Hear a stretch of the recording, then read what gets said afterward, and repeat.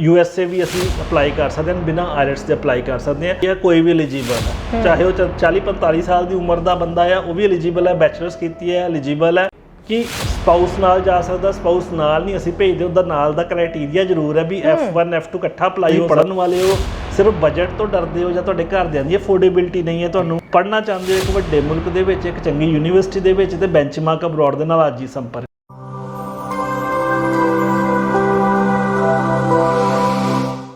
सत श्री अकाल जी। सत श्री अकाल मैडम। सो चर्चा अज USA तो शुरू कर लेने, दर्शकों को दस दिने भी 2 दहाकियां का एक्सपीरियंस हैगा सर हुणां को, 19 सालों का तजुर्बा हैगा और सेवावां दे रहे ने। सर सब तो पहला तो ये मैनूं दसो भी USA ਦੀਆਂ सेवावां किन्ने क टाइम तो चल रही ने?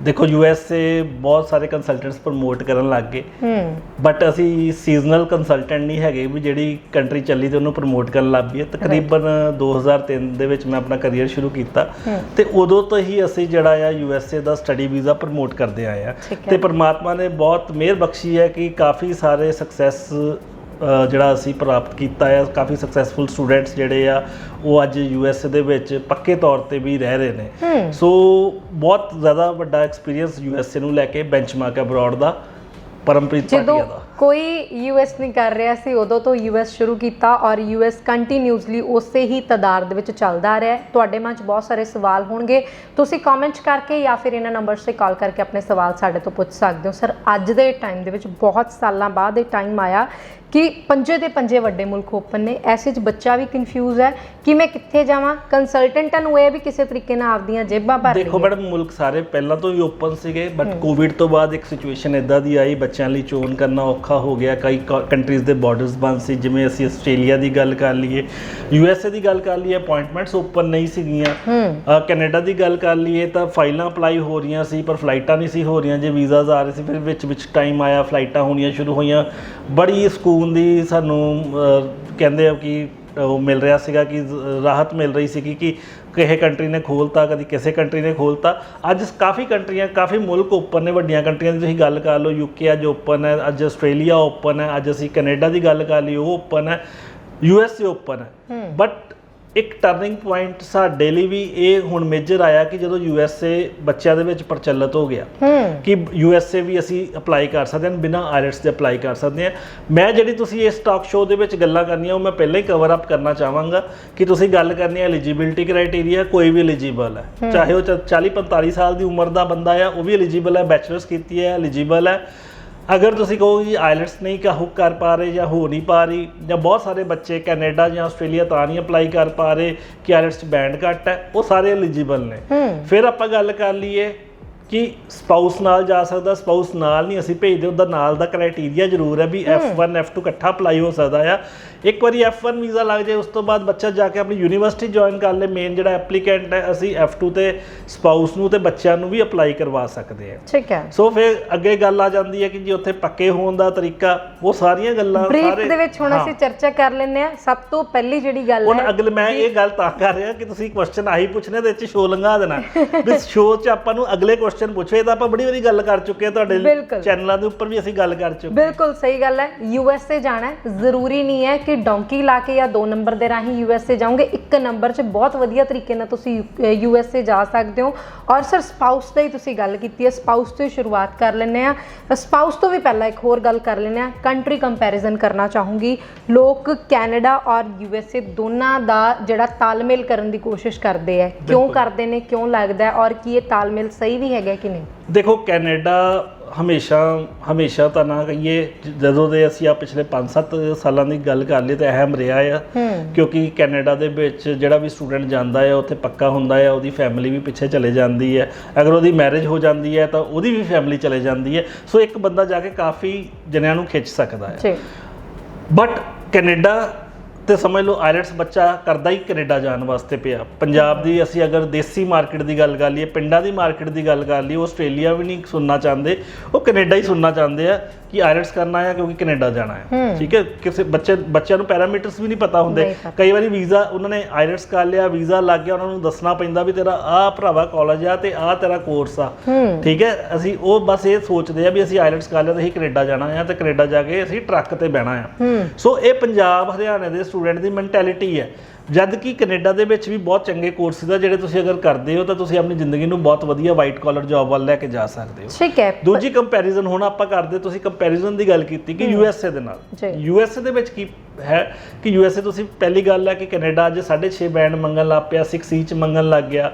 USA ਦੀ ਬੈਂਡ ਦੀ ਰਿਕੁਆਇਰਮੈਂਟ ਵੀ ਵੇਵ ਹੈ। ਮੇਰੇ ਹੁਣ ਲੇਟੈਸਟ ਅਗਰ ਤੁਸੀਂ ਸਾਡੇ ਪੇਜ ਨੂੰ ਫੋਲੋ ਕਰਦੇ ਹੋ ਤਾਂ ਤਕਰੀਬਨ 70-75% ਵੀਜ਼ਾਸ ਵਿਦਆਊਟ ਆਇਲਟਸ ਆਏ ਨੇ। ਮੈਂ ਇਹ ਨਹੀਂ ਕਹਿ ਰਿਹਾ ਕਿ ਘੱਟ ਬੈਂਡ ਦੇ ਨਾਲ ਆਏ ਨੇ, ਮੈਂ ਕਹਿ ਰਿਹਾ ਵਿਦਆਊਟ ਆਇਲਟਸ ਆਏ ਨੇ। ਅਗਰ ਤੁਹਾਡੇ ਬੈਂਡ ਜਾਂ ਤੁਸੀਂ ਨਹੀਂ ਕਲੀਅਰ ਕਰ ਸਕਦੇ ਆਇਲਟਸ ਪਰ ਅੰਗਰੇਜ਼ੀ ਬੋਲ ਸਕਦੇ ਹੋ, ਥੋੜੀ ਬਹੁਤ ਅੰਗਰੇਜ਼ੀ ਬੋਲ ਸਕਦੇ ਹੋ, ਵੀਜ਼ਾ ਆਫਿਸਰ ਨੂੰ ਕਨਵਿੰਸ ਕਰ ਸਕਦੇ ਹੋ, ਤਾਂ ਤੁਸੀਂ USA ਦਾ ਵੀਜ਼ਾ ਪ੍ਰਾਪਤ ਕਰ ਸਕਦੇ ਹੋ। ਇੱਕ ਤਾਂ ਕੰਪੈਰੀਜ਼ਨ ਕੈਨੇਡਾ ਤੇ USA ਦਾ ਇਹ ਹੋ ਗਿਆ। ਦੂਜੀ ਗੱਲ, ਅੱਜ ਅਸੀਂ ਕੈਨੇਡਾ ਜਾਣ ਦੀ ਸੋਚਦੇ ਹਾਂ, ਸਾਡਾ 17-18 ਲੱਖ ਦਾ ਘੱਟੋ ਘੱਟ ਬਜਟ ਆ ਜਾਂਦਾ ਫੀਸ ਨੂੰ ਲੈ ਕੇ, GIC ਨੂੰ ਲੈ ਕੇ। USA ਦੇ ਵਿੱਚ GIC ਨਾਮ ਦੀ ਕੋਈ ਚੀਜ਼ ਨਹੀਂ ਹੈਗੀ। ਅਸੀਂ ਕੋਈ ਨਵੇਂ ਫੰਡ ਸ਼ੋਅ ਕਰਕੇ ਵੀ USA ਦਾ ਵੀਜ਼ਾ ਪ੍ਰਾਪਤ ਕਰ ਸਕਦੇ ਹਾਂ। ਦੂਜੀ ਚੀਜ਼, USA ਦੇ ਵਿੱਚ ਸਾਡੇ ਕੋਲ ਯੂਨੀਵਰਸਿਟੀਜ਼ ਉਪਲਬਧ ਨੇ, ਕਾਲਜਿਸ ਉਪਲਬਧ ਨੇ, ਜਿੱਥੇ ਅਸੀਂ ਜਿਹੜੀ ਸਾਲ ਦੀ ਫੀਸ ਹੈ ਉਹ 6-7 ਲੱਖ ਰੁਪਏ ਤੋਂ ਸ਼ੁਰੂ ਹੋ ਜਾਂਦੀ ਹੈ, ਤਕਰੀਬਨ ਉਸ ਤੋਂ ਵੀ ਘੱਟ ਸ਼ੁਰੂ ਹੋ ਜਾਂਦੀ ਹੈ। ਐਂਡ ਉਹ ਵੀ ਕਿਸ਼ਤਾਂ 'ਚ ਆਪਾਂ ਦੇ ਸਕਦੇ ਹਾਂ। ਇਹ ਨਹੀਂ ਕਿ ਆਪਾਂ ਨੂੰ ਇਕੱਠੀ ਫੀਸ ਭੇਜਣੀ ਪੈਗੀ ਚਾਹੇ ਵੀਜ਼ਾ ਲੱਗ ਗਿਆ ਜਾਂ ਵੀਜ਼ੇ ਤੋਂ ਪਹਿਲਾਂ, ਇੱਦਾਂ ਦਾ ਕੁਝ ਨਹੀਂ ਹੈ। ਵੀਜ਼ਾ ਲੱਗਣ ਤੋਂ ਬਾਅਦ ਉੱਥੇ ਜਾ ਕੇ ਵੀ ਦੇ ਸਕਦੇ। ਠੀਕ ਹੈ। ਸਕਰੀਨ ਦੇ ਹੇਠਾਂ ਤੁਹਾਡੇ ਨਾਲ ਅਸੀਂ ਨੰਬਰ ਸਾਂਝੇ ਕਰ ਰਹੇ ਹਾਂ ਜੀ, ਕਾਲ ਕਰ ਸਕਦੇ ਹੋ ਤੁਸੀਂ। ਇਹਨਾਂ ਨੰਬਰਸ ਤੇ ਕਮੈਂਟ ਸੈਕਸ਼ਨ ਅਵੇਲੇਬਲ ਹੈ, ਉੱਥੇ ਵੀ ਤੁਸੀਂ ਆਪਣੇ ਸਵਾਲ ਜਿਹੜੇ ਆ ਪੁੱਛ ਸਕਦੇ ਹੈਗੇ ਹੋ। ਨਾਰਥ ਇੰਡੀਅਨ ਬੱਚਿਆਂ ਦੀ ਇਸ ਵੇਲੇ ਬਹੁਤ ਵੱਡੀ ਕੁਐਰੀ ਹੈ ਕਿ ਕੈਨੇਡਾ ਵੀਜ਼ੇ ਦੇ ਰਿਹਾ ਨਹੀਂ ਦੇ ਰਿਹਾ, ਉਸ ਗੱਲ ਨੂੰ ਇੱਕ ਪਾਸੇ ਤੁਸੀਂ ਛੱਡ ਦਿਓ। ਜਦੋਂ USA ਦੀ ਗੱਲ ਆਉਂਦੀ ਹੈ, USA ਵੇਖਦਾ ਕਿ ਬੱਚੇ ਦੇ ਪਾਸਪੋਰਟ ਤੇ ਪੰਜਾਬ ਜਾਂ ਹਰਿਆਣਾ ਤੇ ਸਭ ਤੋਂ ਜ਼ਿਆਦਾ ਜਗਾੜੂ ਕੰਮ ਇਹੀ ਲੋਕ ਕਰਦੇ ਨੇ, ਸਭ ਤੋਂ ਜ਼ਿਆਦਾ ਡਿਫਾਲਟਰ ਕਾਗਜ਼ਾਂ ਦੇ ਮਾਮਲੇ 'ਚ ਇਹ ਲੋਕ ਘੋਸ਼ਿਤ ਵੀ ਹੋਏ ਨੇ। ਤਾਂ ਕਿ ਇਸ ਤੋਂ ਇਲਾਵਾ ਗੁਜਰਾਤ ਵੀ, ਤਾਂ ਕਿ ਜੇ ਇਹਨਾਂ ਏਰੀਆ ਦਾ ਪਾਸਪੋਰਟ ਹੈਗਾ ਉਹ ਬੱਚੇ USA ਵਿਦਆਊਟ ਆਇਲਸ ਨਹੀਂ ਜਾ ਸਕਦੇ ਹੈਗੇ। ਮੈਡਮ ਚਲੋ, ਬੈਂਚਮਾਰਕ ਅਬਰੋਡ ਜਿਹੜੀ ਸਾਡੀ ਕੰਪਨੀ ਹੈ ਉਹਦੇ ਵਿੱਚ ਅਸੀਂ ਇੱਕ ਦਾਅਵਾ ਪੇਸ਼ ਕਰਦੇ ਹਾਂ ਕਿ ਸਾਡੇ ਕੋਲ ਆਊਟ ਆਫ ਇੰਡੀਆ ਵੀ ਲੋਕ ਅਪਲਾਈ ਕਰ ਰਹੇ ਨੇ, ਕਿਉਂਕਿ ਸਾਡਾ ਰਿਜ਼ਲਟ ਬਹੁਤ ਅੱਛਾ ਆ ਉਹਨੂੰ ਦੇਖਦੇ ਹੋਏ।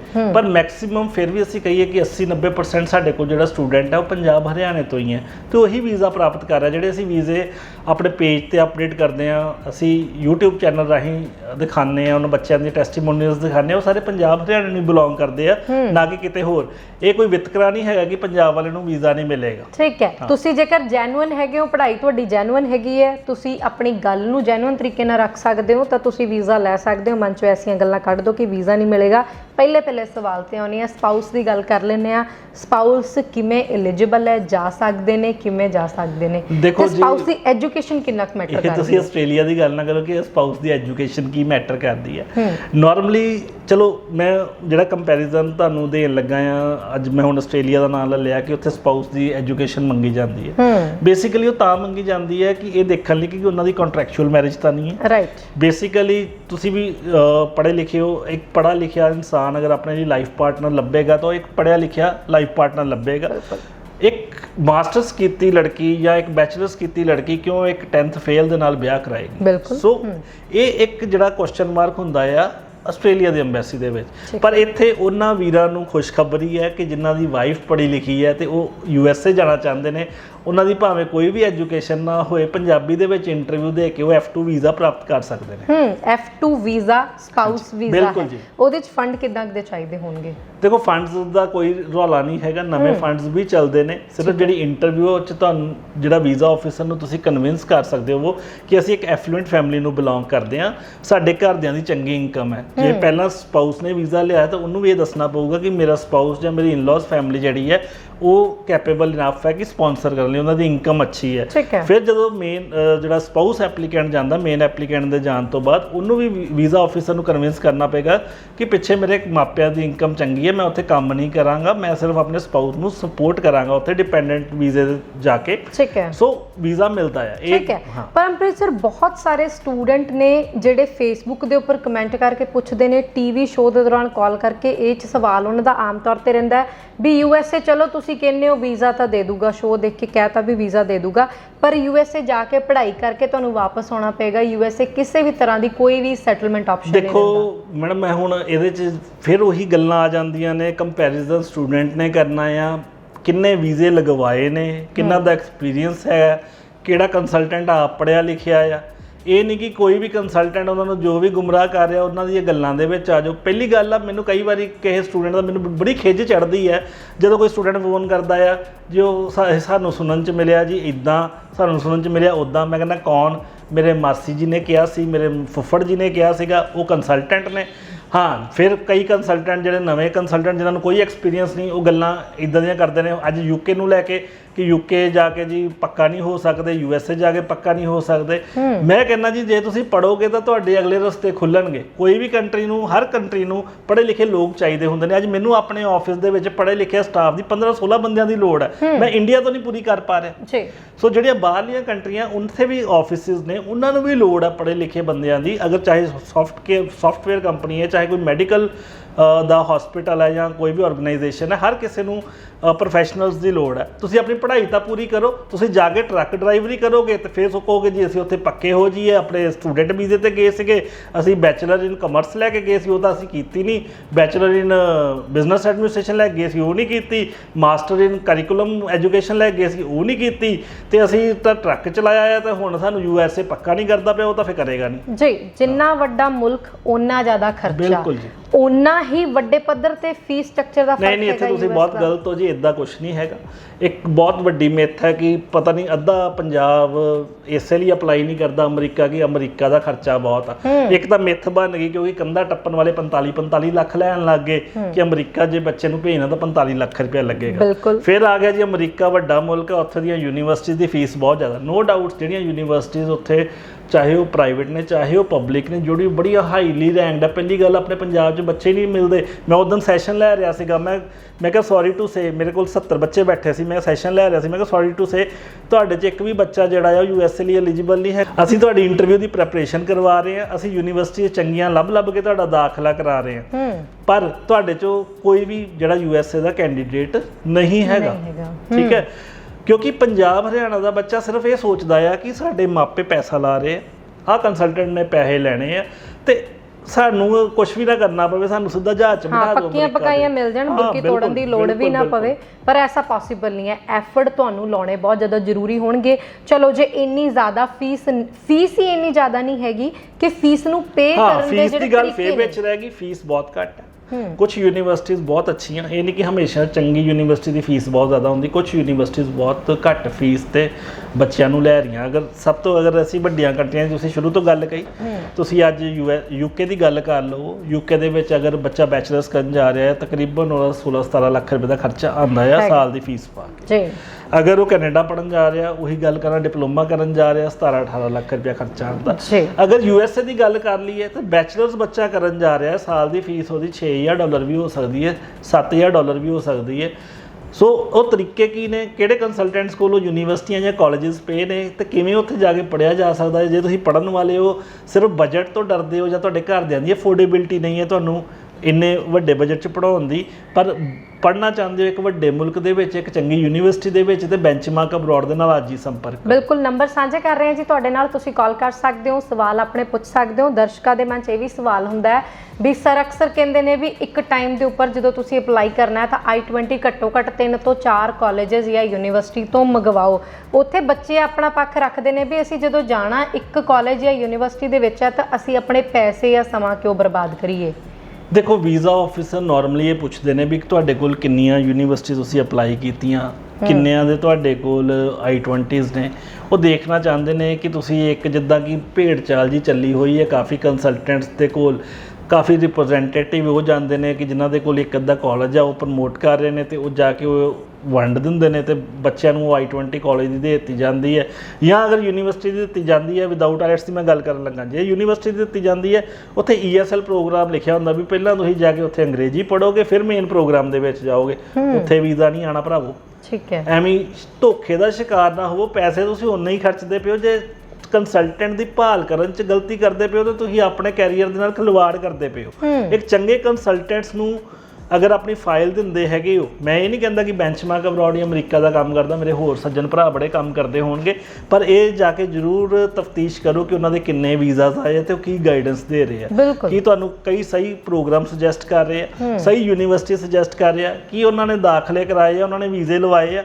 ਇਸ ਤਰੀਕੇ ਨਾਲ ਇੱਕ ਵਾਰੀ ਆਪਣੀ ਜਿਹੜੀ ਹੈ ਸੈਟੀਸਫੈਕਸ਼ਨ ਕਰਕੇ ਫਿਰ ਆਪਣੀ ਫਾਈਲ ਦਿਓ ਜੇ ਤੁਸੀਂ USA ਜਾਣਾ। ਬਿਲਕੁਲ ਜੀ, CCC ਦੇ ਉੱਪਰ ਫੋਕਸ ਕਰੋ। ਕੰਸਲਟੈਂਟ ਕੰਟਰੀ ਤੇ ਕੋਰਸ ਸਿਲੈਕਸ਼ਨ, ਇਹ ਤਿੰਨੋਂ ਚੀਜ਼ਾਂ ਜੇ ਤੁਹਾਡੀਆਂ ਸਹੀ ਹੋਈਆਂ ਤਾਂ ਤੁਸੀਂ ਆਪਣੇ ਸੁਪਨਿਆਂ ਦੀ ਨਗਰੀ ਵੱਲ ਛੇਤੀ ਉਡਾਨ ਭਰ ਤੁਸੀਂ ਟ੍ਰਿਪਲ ਸੀ ਦੀ ਗੱਲ ਕਰਦੇ ਹੋ, ਜੇ ਪਹਿਲੀ ਸੀ ਸਹੀ ਹੋ ਗਈ ਤਾਂ ਸਾਰਾ ਕੁਝ ਸਹੀ ਹੋ ਸਾਰਾ ਜਾਏਗਾ। ਕੁਝ ਆਪਣੇ ਆਪ ਆਟੋਮੈਟਿਕਲੀ ਸਹੀ ਹੋ ਜਾ। ਬਿਲਕੁਲ ਸਰ, ਤੁਹਾਡੀ ਗੱਲ ਬਿਲਕੁਲ ਸਹੀ ਹੈਗੀ ਹੈ।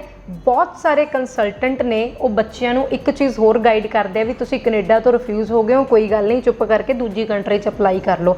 ਹੁਣ ਬੱਚਿਆਂ ਦੇ ਸਵਾਲ ਨੇ ਕਿ ਚਲੋ ਜੇ ਪਰਮ ਸਰ ਕਹਿ ਰਹੇ ਨੇ ਕਿ USA ਵੀਜ਼ਾ ਗ੍ਰਾਂਟ ਕਰ ਰਿਹਾ, ਅਸੀਂ USA ਅਪਲਾਈ ਕਰ ਦਿੰਦੇ ਹਾਂ ਤੇ USA ਸਾਨੂੰ ਇਹ ਦੱਸਣਾ ਨਾ ਪਵੇ ਕਿ ਅਸੀਂ ਕੈਨੇਡਾ ਤੋਂ ਰਿਫਿਊਜ਼ ਹੋਏ ਹਾਂ, ਜੇ ਪਤਾ ਲੱਗ ਗਿਆ ਤਾਂ ਕੀ USA ਵੀ ਰਿਫਿਊਜ਼ ਕਰ ਦੇਗਾ? ਦੇਖੋ, ਅਸੀਂ ਕਦੀ ਵੀ ਬੱਚਿਆਂ ਨੂੰ ਝੂਠ ਬੋਲਣ ਲਈ ਨਹੀਂ ਕਹਿੰਦੇ। ਪਹਿਲੀ ਗੱਲ, ਜਿਹੜਾ DS 160 ਫਾਰਮ ਹੁੰਦਾ, ਜਿਹੜਾ ਵੀਜ਼ਾ ਐਪਲੀਕੇਸ਼ਨ ਫਾਰਮ ਹੁੰਦਾ ਹੈ USA ਦਾ, ਉਹਦੇ ਵਿੱਚ ਕਿਤੇ ਵੀ ਕੋਈ ਕਾਲਮ ਨਹੀਂ ਹੈ ਜਿੱਥੇ ਤੁਹਾਨੂੰ ਅਗਰ ਤੁਸੀਂ ਦੂਸਰੀ ਕੰਟਰੀ ਦੇ ਵਿੱਚੋਂ ਰਿਫਿਊਜ਼ ਹੋਏ ਹੋ ਤਾਂ ਦੱਸਣਾ ਪਵੇ।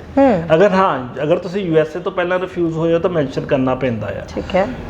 ਬਟ ਅਗਰ ਤੁਹਾਨੂੰ ਵੀਜ਼ਾ ਆਫਿਸਰ ਪੁੱਛ ਰਿਹਾ ਕਿ ਤੁਸੀਂ ਕੈਨੇਡਾ ਤੋਂ ਰਿਫਿਊਜ਼ ਹੋ ਜਾਂ ਆਸਟ੍ਰੇਲੀਆ ਤੋਂ ਰਿਫਿਊਜ਼ ਹੋ ਜਾਂ ਕਿਸੇ ਕੰਟਰੀ ਤੋਂ, ਤੁਸੀਂ ਟਰੂਥਫੁਲੀ ਆਨਸਰ ਦੇਣਾ ਹੈ। ਨਾਰਮਲੀ ਇਹ ਕੁਐਸਚਨ ਪੁੱਛਿਆ ਨਹੀਂ ਜਾਂਦਾ, ਠੀਕ ਹੈ। ਬਾਕੀ ਅਸੀਂ ਜਿਹੜੇ ਬੈਂਚਮਾਰਕ ਤੋਂ ਅਪਲਾਈ ਕਰਨਗੇ ਉਹਨਾਂ ਲਈ ਇਹ ਹੈਲਪ ਜ਼ਰੂਰ ਕਰਾਂਗੇ, ਵੀਜ਼ਾ ਅਫਸਰ ਨੂੰ ਕਹਿ ਦਾਂਗੇ ਇਹਨਾਂ ਤੋਂ ਨਾ ਪੁੱਛੋ। ਠੀਕ ਹੈ ਸਰ, ਮਾਰਕੀਟ 'ਚ ਬਹੁਤ ਸਾਰੇ ਇਮੀਗ੍ਰੇਸ਼ਨ ਐਕਸਪਰਟਸ ਨੇ, ਕੁਝ ਨਵੇਂ ਨੁਮਾਇੰਦੇ ਨੇ ਤੇ ਕੁਝ ਬਹੁਤ ਸਾਲਾਂ ਤੋਂ ਤਜਰਬੇਕਾਰ ਨੇ। ਬੱਚਾ ਬੈਂਚਮਾਰਕ ਅਬਰੋਡ ਕੋਲ ਆਵੇ ਤਾਂ ਕਿਉਂ ਆਵੇ, ਕਿਹੜੀਆਂ ਸਰਵਿਸਿਜ਼ ਨੇ ਜਿਹੜੀਆਂ ਤੁਸੀਂ ਪ੍ਰੋਵਾਈਡ ਕਰਦੇ ਹੋ? ਬੈਂਚਮਾਰਕ ਅਬਰੋਡ ਕੋਲ ਤੁਸੀਂ ਇਸ ਲਈ ਆਓ ਕਿਉਂਕਿ ਬੈਂਚਮਾਰਕ ਅਬਰੋਡ ਕੋਲ ਬਹੁਤ ਸਾਰੇ ਵੀਜ਼ਾਸ ਨੇ ਦਿਖਾਉਣ ਲਈ, ਬਹੁਤ ਲੰਬੀਆਂ ਸਕਸੈਸ ਸਟੋਰੀਜ਼ ਨੇ, ਬੱਚਿਆਂ ਦੇ ਟੈਸਟੀਮੋਨੀਅਲਸ ਪੋਜ਼ਿਟਿਵ ਨੇ ਬੈਂਚਮਾਰਕ ਅਬਰੋਡ ਵਾਸਤੇ। ਸਿਰਫ ਇਹ ਨਹੀਂ ਕਿ ਅਸੀਂ ਤੁਹਾਡੇ ਕੋਲ ਪੈਸੇ ਲੈ ਕੇ ਤੁਹਾਡਾ ਭੁੱਲ ਜਾਂਦੇ ਹਾਂ, ਤੁਹਾਡਾ ਫੋਨ ਨਹੀਂ ਚੱਕਦੇ। ਹਾਂ, ਫੋਨਾਂ ਦੇ ਵਿੱਚ ਜ਼ਰੂਰ ਦਿੱਕਤ ਆਉਂਦੀ ਹੈ ਕਿ ਕਈ ਵਾਰੀ ਸਟੂਡੈਂਟਸ ਆ ਕੇ ਕੰਪਲੇਂਟ ਕਰਦਾ ਜੀ ਕੋਈ ਫੋਨ ਨਹੀਂ ਪਿਕ ਕਰ ਰਿਹਾ। ਜਦੋਂ ਸਟਾਫ ਕੰਮ ਕਰ ਰਿਹਾ, ਜਦੋਂ ਅਸੀਂ ਕੰਮ ਕਰ ਰਹੇ ਹਾਂ, ਕਈ ਵਾਰੀ ਅਸੀਂ ਫੋਨਸ ਨਹੀਂ ਪਿਕ ਕਰ ਸਕਦੇ ਹੁੰਦੇ। ਬਟ ਇਹ ਨਾ ਸੋਚੋ ਕਿ ਤੁਹਾਡਾ ਕੰਮ ਨਹੀਂ ਹੋ ਰਿਹਾ। ਬੱਚੇ ਅੱਜ ਕੱਲ੍ਹ ਬਹੁਤ ਇੰਪੇਸ਼ੈਂਟ ਹੋ ਗਏ ਨੇ, ਉਹਨਾਂ ਨੂੰ ਮੈਂ ਸਾਰਿਆਂ ਨੂੰ ਕਹਾਂਗਾ ਕਿ ਅਗਰ ਬੈਂਚਮਾਰਕ ਅਬਰੋਡ ਕੋਲ ਅਪਲਾਈ ਕੀਤਾ ਆ ਤਾਂ ਪੇਸ਼ੈਂਸ ਰੱਖਣ ਦੀ ਜ਼ਰੂਰਤ ਆ, ਕਿਉਂਕਿ ਇਹ ਨਹੀਂ ਹੈ ਕਿ ਅਸੀਂ ਤੁਹਾਡੀ ਪ੍ਰੋਫਾਈਲ ਲੈ ਕੇ ਤੁਹਾਡੇ ਤੋਂ ਪੈਸੇ ਲੈ ਕੇ ਕੁਛ ਤੇ ਭੁੱਲ ਗਏ। ਅਸੀਂ ਉਹੀ ਪੈਸੇ ਤੁਹਾਡੇ ਤੇ ਇਨਵੈਸਟ ਕਰ ਰਹੇ ਹਾਂ, ਤੁਹਾਡੀਆਂ ਐਪਲੀਕੇਸ਼ਨਾਂ ਅਸੀਂ ਜਿਹੜੀਆਂ ਆ ਉਹ ਪਾ ਰਹੇ ਹਾਂ ਯੂਨੀਵਰਸਿਟੀਜ਼ ਨੂੰ, ਤੁਹਾਡੀਆਂ I-20s ਆ ਰਹੀਆਂ, ਸਾਈਡ ਬਾਏ ਸਾਈਡ ਤੁਹਾਡੀਆਂ ਟ੍ਰੇਨਿੰਗਸ ਚੱਲ ਰਹੀਆਂ ਨੇ। ਸਾਡੇ ਕੋਲ ਐਫੀਸ਼ੀਐਂਟ ਟ੍ਰੇਨਰਸ ਨੇ ਜਿਹੜੇ ਤੁਹਾਨੂੰ USA ਦੀ ਇੰਟਰਵਿਊ ਵਾਸਤੇ ਪ੍ਰਪੇਅਰ ਕਰਦੇ ਨੇ। ਅਸੀਂ ਗੈਸਟ ਲੈਕਚਰਸ ਵੀ ਪ੍ਰੋਵਾਈਡ ਕਰਦੇ ਹਾਂ ਤਾਂ ਕਿ ਤੁਹਾਡਾ ਜਿਹੜਾ ਕੌਨਫੀਡੈਂਸ ਆ ਉਹ ਬਿਲਡ ਅਪ ਹੋ ਸਕੇ। ਐਂਡ ਮੌਕ ਇੰਟਰਵਿਊਜ਼ ਲਈ ਵੀ ਅਸੀਂ ਤੁਹਾਨੂੰ ਮੌਕ ਇੰਟਰਵਿਊਜ਼ ਦੇ ਰਾਹੀਂ ਤਿਆਰ ਕਰਦੇ ਹਾਂ ਤਾਂ ਕਿ ਤੁਸੀਂ ਇੰਟਰਵਿਊ ਦੇ ਵਿੱਚ ਜਾ ਕੇ ਨਰਵਸ ਨਾ ਹੋਵੋ, ਕਿਉਂਕਿ ਗੈਰ ਬੰਦਿਆਂ ਦੇ ਅੱਗੇ ਅੰਗਰੇਜ਼ੀ ਬੋਲਣਾ ਕਈ ਵਾਰੀ ਤੁਹਾਨੂੰ ਔਖਾ ਲੱਗਦਾ ਆ। ਸੋ ਜਿੰਨੇ ਗੈਰ ਬੰਦਿਆਂ ਦੇ ਅੱਗੇ ਅੰਗਰੇਜ਼ੀ ਵਿੱਚ ਆਪਣੇ ਇੰਟਰਵਿਊ ਦੀ ਤਿਆਰੀ ਕਰ ਲੋਗੇ, ਜਿੰਨਾ ਤੁਸੀਂ ਪੇਸ਼ੈਂਸ ਦੇ ਨਾਲ ਆਪਣਾ ਜਿਹੜਾ ਪ੍ਰੋਸੈਸ ਆ ਉਹਨੂੰ ਚਲਾ ਲੋਗੇ, ਤੁਸੀਂ ਵੀਜ਼ੇ ਤੱਕ ਪਹੁੰਚ ਸਕਦੇ ਹੋ। ਮੇਰੀ ਇਹੀ ਗੁਜ਼ਾਰਿਸ਼ ਤੇ ਇਹੀ ਮਤਲਬ ਕਿ ਅਪੀਲ ਰਹਿੰਦੀ ਹੈ ਸਟੂਡੈਂਟਸ ਨੂੰ, ਕਦੇ ਵੀ ਕਾਹਲੇ ਨਾ ਪਿਆ ਕਰੋ। ਚੰਗੇ ਕੰਸਲਟੈਂਟ ਦੇ ਜੇ ਤੁਸੀਂ ਸਾਡੇ ਤੇ ਅਪਲਾਈ ਕੀਤਾ, ਟਰਸਟ ਰੱਖੋ ਵੀ ਅਸੀਂ ਤੁਹਾਨੂੰ ਵੀਜ਼ੇ ਤੱਕ ਪਹੁੰਚਾਵਾਂਗੇ, ਪ੍ਰੋਵਾਈਡਡ ਤੁਸੀਂ ਸਾਡੀਆਂ ਗਾਈਡਲਾਈਨਸ ਨੂੰ ਫੋਲੋ ਕਰੋ। ਮਤਲਬ ਕੁੱਲ ਮਿਲਾ ਕੇ ਕੋਈ ਐਸੀ ਸਰਵਿਸ ਹੈ ਹੀ ਨਹੀਂ ਜਿਹੜੀ ਨਾ ਪ੍ਰੋਵਾਈਡ ਕੀਤੀ ਜਾਵੇ ਕਿ ਜਿਹੜੀ ਵੀਜ਼ੇ ਤੱਕ ਤੁਹਾਨੂੰ ਨਾ ਪਹੁੰਚਾਵੇ। ਥੈਂਕ ਯੂ ਸਰ, ਇਨਫੋਰਮੇਸ਼ਨ ਸਾਂਝੀ ਕਰਨ ਲਈ। ਸਮਾਂ ਦੇਣ ਲਈ ਬਹੁਤ ਬਹੁਤ ਧੰਨਵਾਦ।